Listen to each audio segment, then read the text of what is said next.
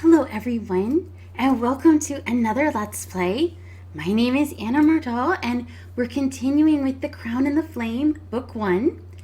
We're now coming to Chapter 14.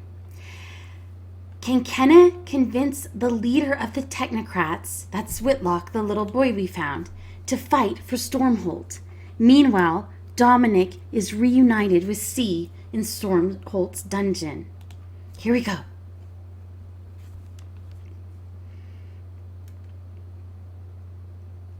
Chapter 14, The Foundry.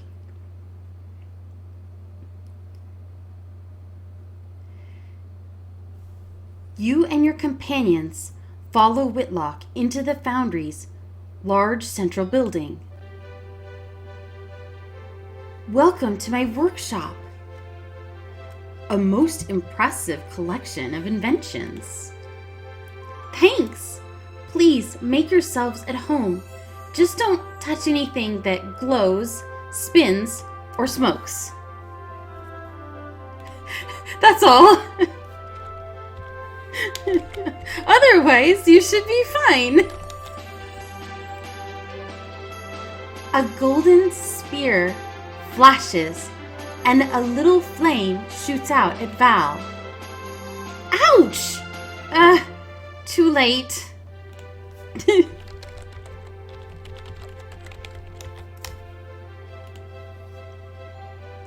Ahem. We'll all keep our hands to ourselves from now on. I'll, just guard the door. Machines make Leon a little nervous. Stand wherever you like. I'd stay back a couple steps, though. The emergency lockdown trigger has been a little twitchy lately. Leon eyes the door warily as Whitlock starts tinkering with a half-finished device on one of his work tables. Raiden pulls you aside and whispers, Kenna, this may be your last chance to impress Whitlock and convince him to help us. Choose your words wisely.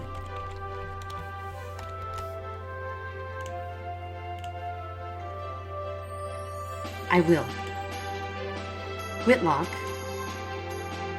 what are you working on? That looks interesting.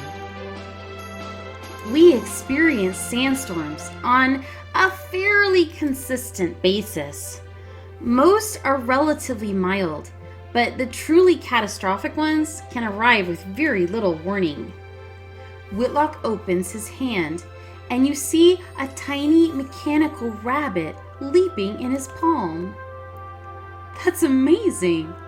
But how will it help with the sandstorms? This little guy, attached to a specially modified weather vane, will sound an alarm if wind speed surpasses a certain threshold, meaning a storm is likely on the way. That's ingenious! And thoughtful, too.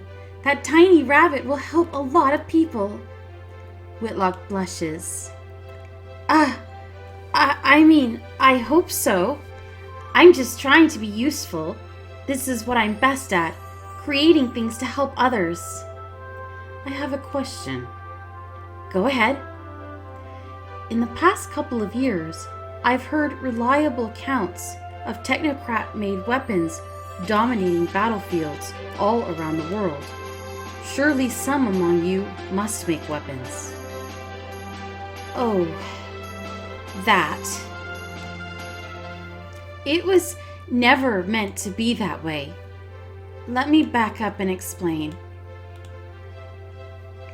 When I came to the foundry, I had nothing but the ragged clothes on my back and crude prosthetics cobbled together from blacksmith's tongs and old saddle parts. The technocrats saw me as a marvel, the youngest person to ever solve the labyrinth. But one woman also saw a scared little boy with no family. She adopted me as her apprentice, and she helped me build the prosthetics I'm wearing now. For the next few years, she was my mentor, my confidant, and my best friend. She sounds like a very kind woman. Yes, she was. Hex was like a mother to me, although, well, sometimes I caught a glimpse of something else, another part of her that she tried to keep hidden. So, we're going to ask about Whitlock and Hex. I was just remembering a time a few years back. I'd only lived among the technocrats a few months, but Hex wasted no time with my education. Whitlock begins to tell his story. I'm home. Whitlock, your timing couldn't be better, my most astute apprentice. I have something to show you. Is that another device for the labyrinth? What does it do? I'll show you. Come here. Yes, this side of the table. Wouldn't want you in the line of fire. Hex pulls a lever, and lightning arcs across the room. Whoa! How did you get it to store them as charge? What material did you use for the wires? Mine are always overheating. I'm glad I can still impress you. This will be a fine addition to Labyrinth Section 11.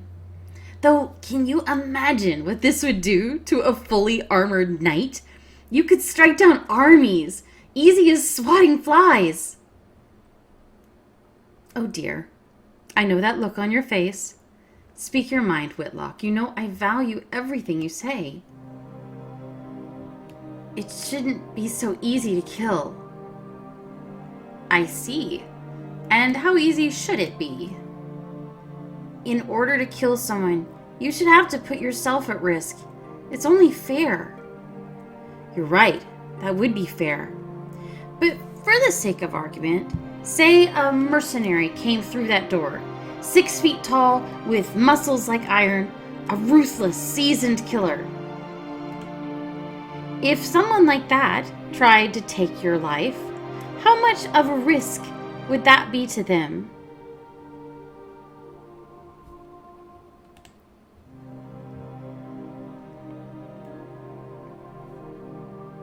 Well, hardly any, I suppose.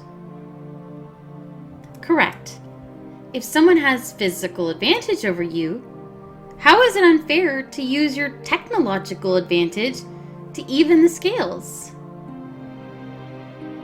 But this isn't evening the scales. It's blowing them to pieces. If we go too far, how are we different from the tyrants that we despise? I'm sorry. I just don't like the idea of using our inventions as war machines. In an ideal world, we wouldn't need to, but you know better than anyone what the world outside is like. But aren't there better uses for our skills than killing?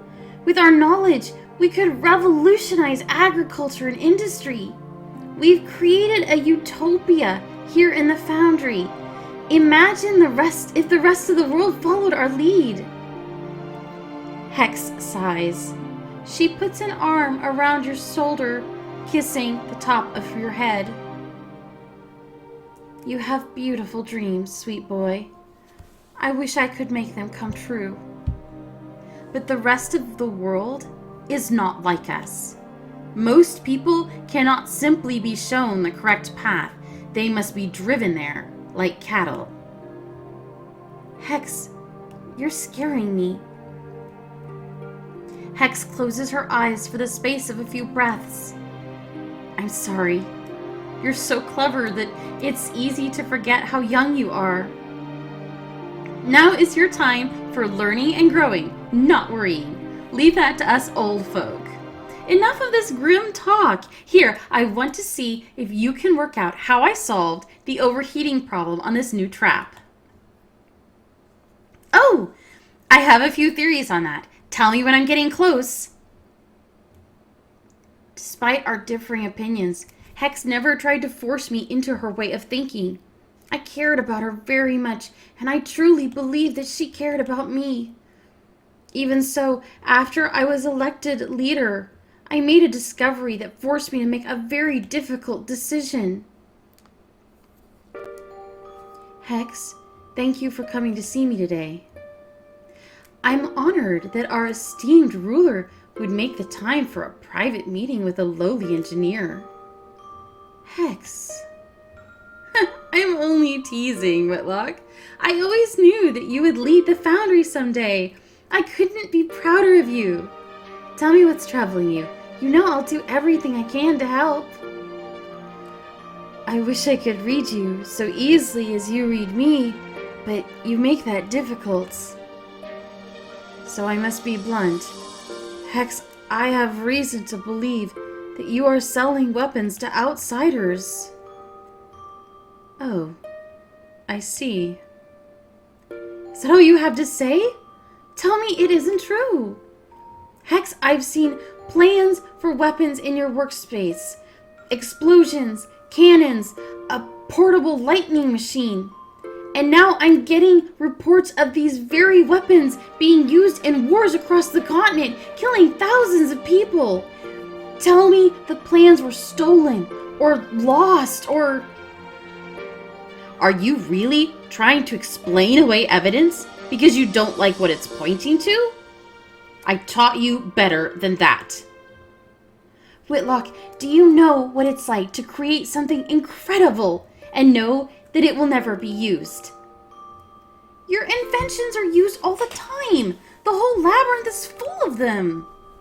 Most of them are never even activated. What good is a tool that's never used, Whitlock?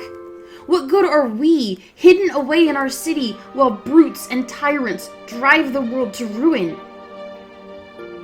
Are you saying that you want to make war machines? This city is supposed to be a place where we can chase our passion and sharpen our minds. I can't help that my passions aren't something nice and safe like horticulture or textiles. Maybe you can't control your thoughts, but you can control your actions. And your actions of late have jeopardized the safety of everyone in this city. Hex, I'm so sorry, but you leave me no choice. By the authority given me by the people of the Foundry, I hereby revoke your citizenship. You're banishing me? You've done something that can't be forgiven. You're the antithesis of everything we stand for. I'm the only person in these walls who understands the truth. Hex walks towards you, her eyes alight with fury. This world is sick, and you're all too afraid to do anything about it. These walls won't protect you forever, you naive guardian! A warehouse door flies open, and a towering shape charges out to stand between you and Hex. Arrgh. Oh, Whitlock, you know I would never hurt you. Please just go. Hex stares at you for a long time, then walks to a control panel in the labyrinth's inner wall. I hope you're right, sweet boy, about everything. Hex throws a switch, opening a straight path through the labyrinth. She steps through the first door, and it slams shut behind her. Oh, I hate her so much. I really do. How do you... He calls her out for endangering them all and making them unsafe and making and selling weapons of war, and she basically pulls a don't kink shame me argument. Like, this is my passion and I'm here to explore my passion and it's, I'm sorry, my passions aren't some kind of safe and familiar thing like horticulture. This is not about the personal freedom to make weapons of mass destruction for fun. I'm sorry. I got a little carried away there. Whitlock trails off, staring into space for several long moments. You sent her away. I would have imprisoned her. I can tell she meant a lot to you, but as long as Hex is free, she can continue her bloody work. It seems cruel, But locking Hex up would have kept her from hurting more people without compromising your own morals. I know. I should never have let her go. I pretended that banishment was a logical decision, but in truth, I simply couldn't bear to look at Hex after what she'd done. Here, we live by one principle: create things that better humanity. Ingenuity is what matters to us, not prowess in battle. But ingenuity untempered by morality can be dangerous. And exactly how dangerous is your former mentor? With proper funding and resources, I don't know if there's anything she can't make. She designed many of the devices you encountered in the labyrinth. Sounds like a real charmer. If we ever come across her, remind me to pay her back for all these bruises. Trust me, if you ever have the misfortune of meeting Hex, she won't be the one who ends up hurt. Especially now that she's working for Prince Marco. What? After being caught tampering with Hex's cannon, you're dragged to the dungeon by Nevrakis guards. Throw him in there, second from the end. He and the barbarian can keep each other company. In you go, traitor. Let go of me. When I get out, I'm going to kill you first. That's a promise. Ha! You ever get out of here, you're welcome to try. I don't like your chances, though. We've got a pool going in the barracks. If you get executed before week's end, I win a nice pile of silver. Laugh all you want. You're going to lose that bet. But first, you're going to lose your head. The guard laughs again and shoves you into the cell. Make yourself comfortable, dear Dominic. I'll be back later so we can have a little chat about your friend Kenna. I'm not telling you anything. We'll see. Bartel and the guards leave. You slump down on the stone floor. Across the narrow corridor, you can see Say curled up against the wall of her own cell. See? Are you awake? Don't you remember me? Right. I'll take that as a yes. Then you remember this. You touch your fingers to your shirt just above your brand. In the cell across from yours, C lifts her head to stare. If this is some sort of trick, if you painted that there to deceive me, I'll end your life slowly, Lowlander. First off, I'm too handsome to kill. Ha! You do have a nice face for a Lowlander. Won't be so handsome once I burn it off.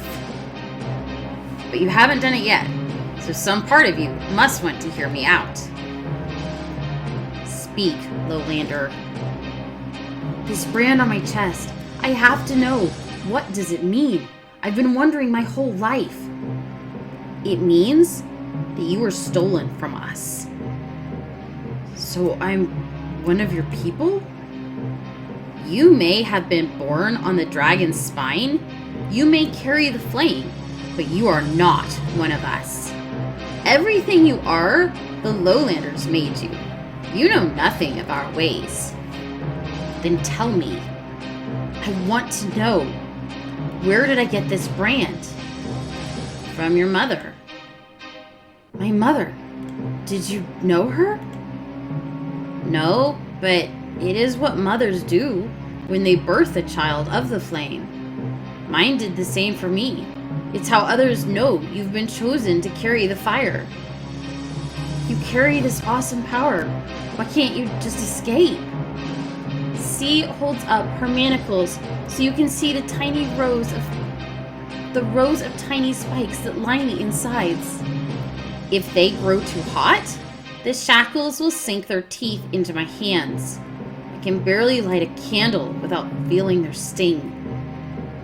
That's barbaric. I assume those are another of Hex's designs. That woman knows too much about us. I need to ask you, how do you summon the fire? I need to figure this out if we're going to bust out of here. Even the best need years of training. Well, we've got until Kenna's army gets here, or they decide to execute us, whichever comes first. The flame grows from anger. You must feed it enough to burn, but you must keep it from consuming you. Okay, I can do that. C sighs. This is pointless. I know now that any attempt at rebellion is doomed. You knew? Wish you'd told me. Could have saved me a lot of trouble. This is amusing to you? I mean, I just got thrown into a dungeon, and Bartella's likely going to torture me. So no, it's not the best day for me. But someone's got to be the optimist around here, and you don't seem interested in that particular role. Did that witch send you down here to torment me? You are like the Gabberjack. The what? A creature from the Elder Stories. It follows bad children all day and all night, babbling nonsense. Fascinating. How does one get rid of the Gabberjack? You seize it by its forked tongue and drown it in the river. Well, there you have it. I don't have a forked tongue, so I can't be the Gabberjack. He is a devious creature. I'll try drowning you anyway, just to be sure. See, was that a joke? You're full of surprises. I've been down here too long. I'm clearly growing delirious. I'll just say that if I get out of this cell, I swear on my life that I'll find a way to get you home. I'd have more confidence in your words if you had control over your fire. You need to be strong if you're going to live up to that promise. I'm getting better. Then show me. Summon the flame. Concentrating, you manage to summon a tiny flame in the palm of your hand. Not bad. That's high praise coming from you. Not bad at all.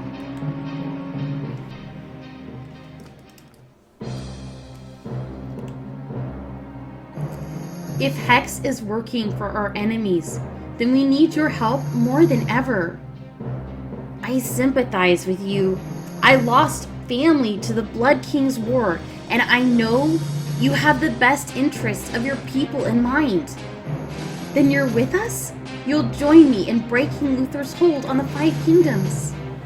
No. If you refuse to help, you must at least tell me why. You aren't upset? Well, I can't say that's the answer I was hoping for. Why won't you help us? Our predecessors built this city to be a haven, a place free from tyrants and bloodshed.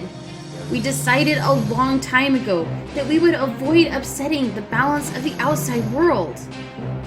If you think your little walled city will keep you safe forever, then you're not as smart as you think you are. I have to agree. More people are learning of your existence every day. Sooner or later, war will find you. Yeah, and you've got a lot of nice stuff here. People are going to want to take it. You're talking about yourself, aren't you? No. Whatever you've pocketed, put it back.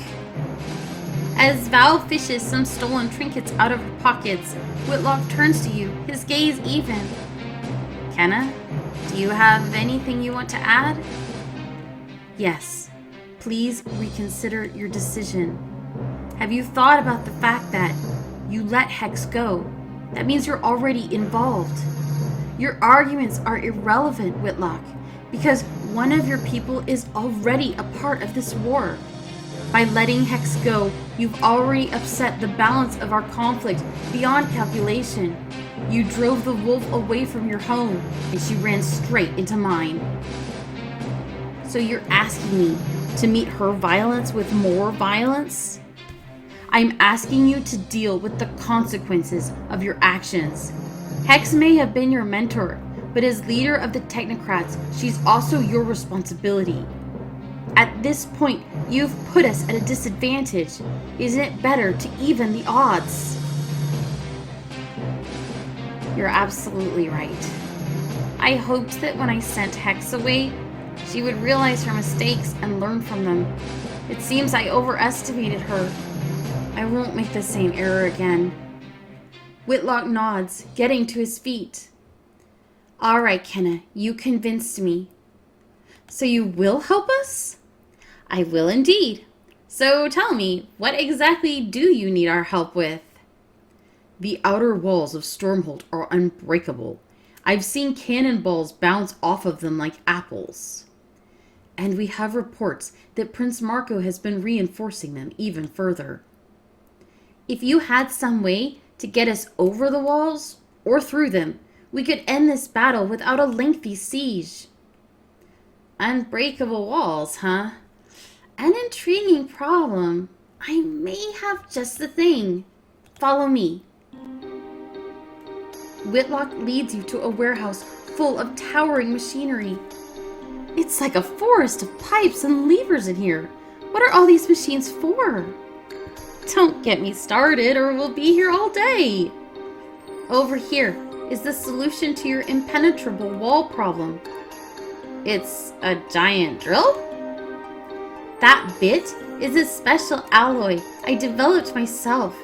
Bored a tunnel right into solid granite cliff. Very fine afternoon. I don't know. My mother once told me that penetrating Stormholt's walls was impossible. Never tell a technocrat that something is impossible. Then we're obligated to prove you wrong. So you've got your drill, and you've got me to operate it. Are you happy now? Whitlock, we need more siege weapons.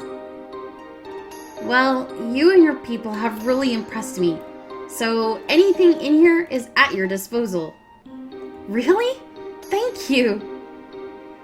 Now this was worth all that time in the desert. This is more generosity than we could have anticipated. Aw, well, let's get it back to your army.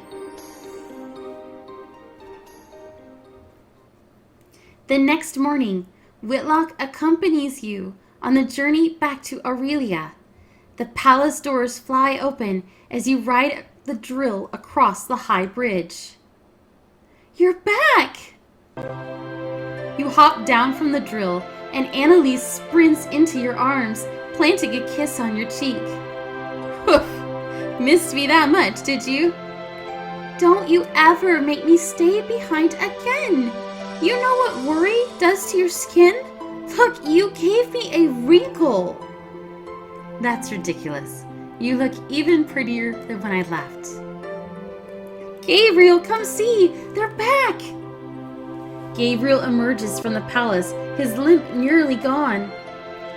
Gods, what manner of mechanical contraptions are these? A drill to get us through Stormholt's walls, and catapults to strike over them, all courtesy of our new ally, Whitlock of the Technocrats. This is it then. We're finally marching on Stormholtz. Marching into battle. Well, this will certainly be a new and interesting experience. You're not the only one who's new to this, Whitlock. Kenna, there is no one in this world I would rather follow into battle. I can see it now. Kenna charging valiantly forward, her eyes ablaze with ferocity, a magnificent blue cape blowing in the wind. Oh, and I know just the armorer for the job. Armorer? Woman's got a point. Can't have our queen going into battle without armor. One look at you, and they'll be tripping over themselves to swear undying loyalty. So we can choose either our regular clothes, this silver armor with the cape, or this Stormholt elite armor also with a cape, and which looks awesome. And I also like the little twist we've done with our hair. Like over here we sort of just did a regular part, but here we got this pretty little twisty thing, and I like that. And the armor looks amazing. The funny thing is, this silver armor costs more than the Stormholt Elite armor, even though it's clearly better. And I think that was like a programming error. But Stormholt Elite armor, this is what we're gonna go with. And she just looks amazing. Anneliese summons an armorer from the city, and the two work throughout the day. Finally. Well, how do I look? It suits you. Look at us! We're like a matched pair! Gold and silver! If this one had her way, you'd be covered in about 10 pounds of sapphires as well. Well, excuse me for trying to stick with a color scheme. I love her so much, oh my god. Gabriel, are you crying? I'm sorry, my queen. I just wish your mother could see you now. You are radiant, like a hero from legend. How does it feel? It feels right. Get plenty of rest tonight, my friends. Tomorrow, we march on Stormholt. Whew. Whitlock has joined your alliance. His technological expertise is bound to turn the tides of battle. You listened to Whitlock as he told you about the situation with Hex. This will make him more loyal to you. You convinced Whitlock and the technocrats to give you better siege weapons, which will give you an edge up on the enemy. You've unlocked the elite battle armor. So we've got alive and recruited for everybody so far, except there's one last that we haven't met. 379 is our armor score. Okay, so that was chapter 14, and there's 18 totals, so there's still some stuff to happen, okay? But we're about to attack Stormholt and take it back, our ancestral home. So this has been The Crown and the Flame, Book 1. My name is Anna Mardal, and I will see you in the next video. Bye-bye.